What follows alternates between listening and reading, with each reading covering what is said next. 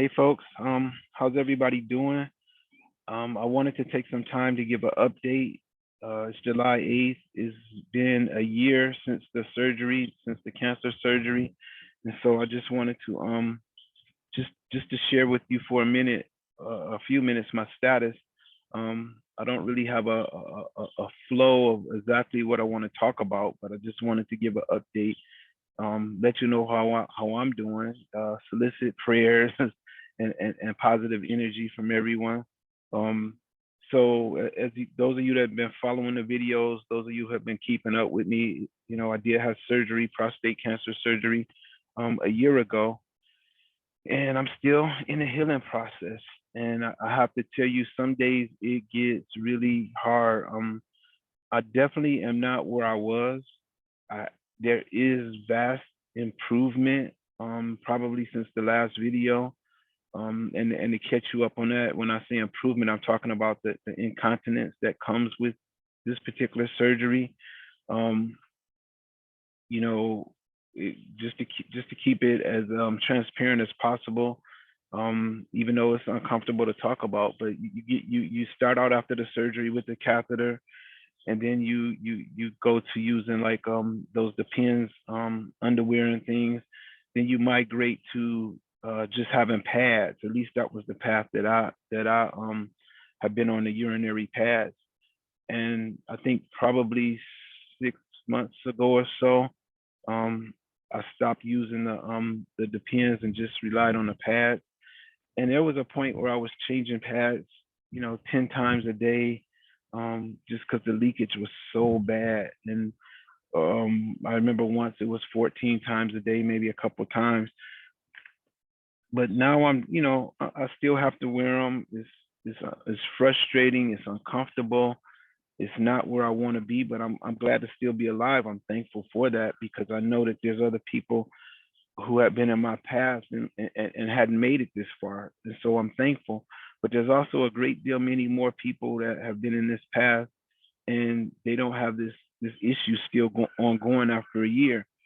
And so I struggle. It's something that even though some days I can have one pad for the whole day and then just one overnight, just in case, because you don't want to mess the bed up. But I think on average maybe 3 pads a day. And they're not soaked or anything. It's just uncomfortable, so I would change them. But I got a lot of control, but I don't have 100% control. And as a grown man, it does something to you. It does something to your soul. It does something to your manliness. It does something. You feel like a baby in a grown man's body. And I know people might not want to hear this, but I have to tell you what I'm struggling with, what I feel. Um, I fight I fight being down a lot. I fight depression right now a lot. I pray a lot, certainly, but still emotionally and things like that. I'm in not in a good place. I'm in a bad place. And so I'm just leaning on the Lord and relying on the Lord to sustain me, to keep me, and trying to be around positive energy as best as I can. I'm so thankful to God that my family, my wife, my daughter, my ancillary family, my church family, my friends, my brothers in Christ, that pray for me and uplift me. It makes a difference. I'm just telling you, it makes a major difference, because on some days I'm down about it, and hearing those voices, and like my wife is always like, I don't know how she does it. 100% of the time she has bubbly positive energy, and I know I don't show it a lot, but it makes my day. It helps me to move on to the next minute, because I'm living minute by minute now, just trying to make it to the next minute. It's I'm thankful to God that I came through the surgery. I'm thankful that, at least to date, there's no signs of the cancer returning. I go for another test in a month, I have to have about 3 or 4 more tests after that, just to make sure I am stable. But for the first year so far, it hasn't returned. So I'm immensely thankful, don't and grateful. Don't hear me say otherwise. But the struggle is real. You want to be whole. And I do understand through my biblical studies that not everybody was healed when they wanted to be. And maybe this is just the thorn that's going to be in my side for the rest of my life that I have to struggle with. And if it is, so be it. I just got to get over this hump of the depression that keeps trying to be like a dark cloud over me.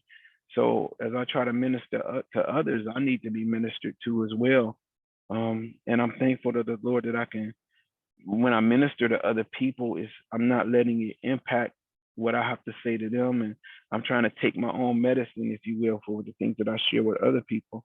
So I'm just saying, those of you that can and will, those of you that are my friends, those of you that love me, those of you that might not have ever met me but just seen the videos, pray for me. I appreciate any prayer. Intercede for me that I can get past this hump, that I can be emotionally strong and feel right in my mind. There's been some things, that it's just hard to do now. And just the right people coming around. My daughter came for my oldest daughter came to see me for Father's Day, and that was just the best present I could have got ever. It just did so much to my spirit. And not to take away anything from the people who are here, from my wife and from my other daughter that's here, but my oldest that came to see me, I hadn't seen her in like a year, and for her to come see me, she had to come from out of state. um it just did something so positive to my spirit, and I'm still riding off of that high. All of my daughters mean so much to me that it just seeing them. We don't have to go and do things. We don't have to do it. Just get a hug from them and sit in their presence and just watch they smile and look at those those $5,000 teeth that we paid for with them braces. Just watching those beautiful smiles is amazing. So it really uplifted me and helped me. But I'm still struggling right now. I hope to keep improving. My urologist tells me just to hold on, just to stay the course, keep doing my exercises, and perhaps I'm just one of the people that the healing takes a lot longer, but that it will come. I'm just waiting for what's that day. And then as an alternative, there are additional surgeries I can have that could offer relief, but I don't want to have any more surgeries. I don't want to do that. I can't fathom another surgery in that area. So um, that's the struggle that I'm in right now. Now there's a extra part of the struggle, and I'm not sure how much detail to give or how transparent to be. So I'll just say what comes to my spirit. But it's also the erectile dysfunction part of the results of the surgery, and that has just been immensely just not there. There's no function there. Let's put it that way. I've had the exercises that I was given for that. Did those. I've went through the sildenafil, the Viagra, nothing. The only thing that gives some relief is this shot called Trimex, but the shot, it's not a comfortable part of your body that you want to be injecting a needle, but it does work. The challenge for me is that it's very painful, and you have to deal with that.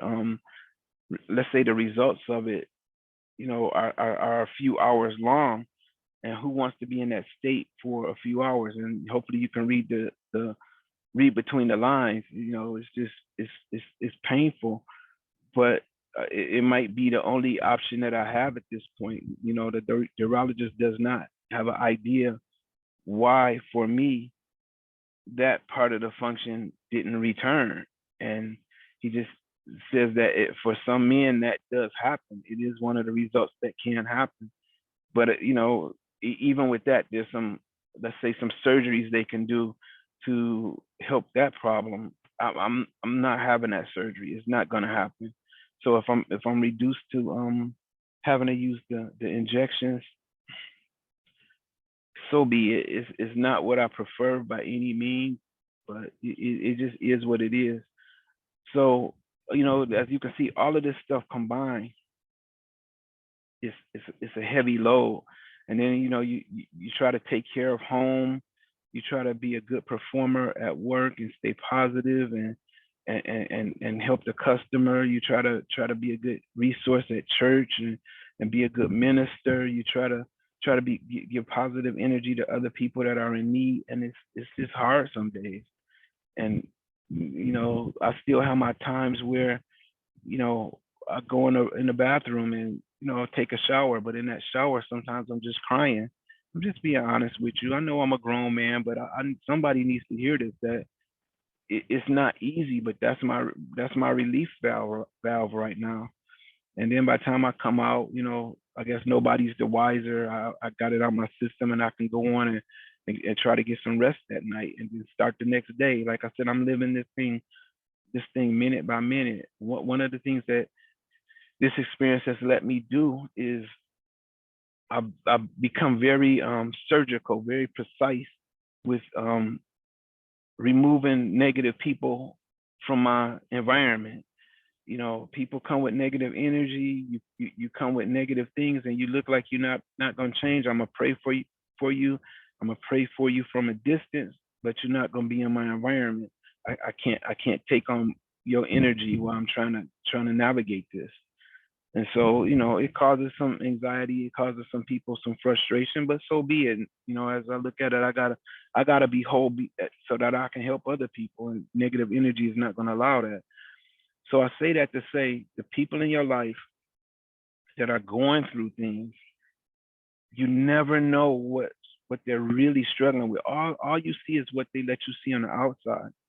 All the people around me constantly tell me, you look good, you're doing good, you're active, you're out here doing this and you're out here doing that. But they don't know the lonely suffering that I'm doing inside in my being. I don't let them see that part. And you know, because I want them to have hope that God too can strengthen them and pull them through. So those people that, you know, have problems in your life, the people that you see struggling, the people that you don't see struggling because they're not letting you see it. Be mindful what you say to people. Be mindful of how you treat people. Be mindful of making sure that you pray for those people around you, because you just don't know. You never know what somebody is really struggling with. And I promise you, we'll sit in a room and have some great conversations, but you won't know inside how torn up I am, how down I am, because I'm not gonna let you see that. I'm just sharing this in this video because I'm trying to be transparent and to let people know the struggle is real. So I started this video not knowing what I was going to talk about. So I guess I need to end the video because I've probably said enough, if not too much.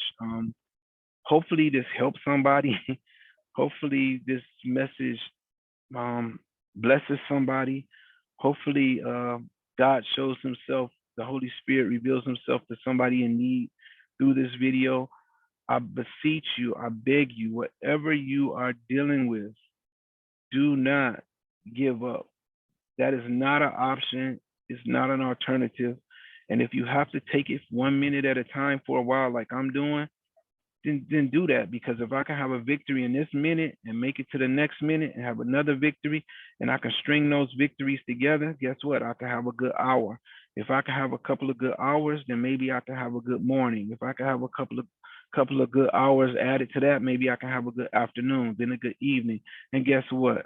A good day has passed. And if I can string some good days together, then maybe I can have a good week and maybe a good month, and so on and so forth. So I'm just taking it a little bit at a time, but please pray for me as I pray for you. And as normal, if you need me, you know, I will be there. I will answer the call. Just let me know, because I still have an assignment from God that I have to fulfill. I still have to minister to people. I still have to do the things that are necessary for the body of Christ. And I will carry out that assignment. But understand that your preachers, that your deacons, that your nurses, your ushers, your pastors, they go through things too. And sometimes they suffer in silence. And let this be just that lesson. Watch what you say, watch what you do, because you never know how that one positive thing that you say or do might majorly impact somebody, and they might not ever tell you. So for those of you who've been on this journey with me and been texting me and praying for me and praying with me and checking on me, thank you. It really matters. Each call matters. Each text matters. Each how you doing matters. Each Facebook message matters. Each email matters. It all is beneficial for my healing, and I just want to thank you. So I bid you adieu, unless there is a reason to, or somebody specifically asked me to do so, I won't make another video. Um, right now, I just don't see a need. Or maybe I might make one when I can say, hey, I'm officially dry, I'm officially healed, whether it be a couple more months or 6 months, the sooner the better. But maybe I'll make one in, but as of right now, there's no plans to. But if you need me, just those of you who need to reach me know how to get a hold of me, and take it one step at a time. Know that you are favored by God. Know that you are loved by God, and I love you as well. In my struggles, that does not discount my need to love you, my need to let you know that you are loved. And we just go, by the grace of God. I get to take another breath. By the grace of God, I get to take another step. And by the grace of God, I just want to thank you and say bye for now. God bless you. Take care.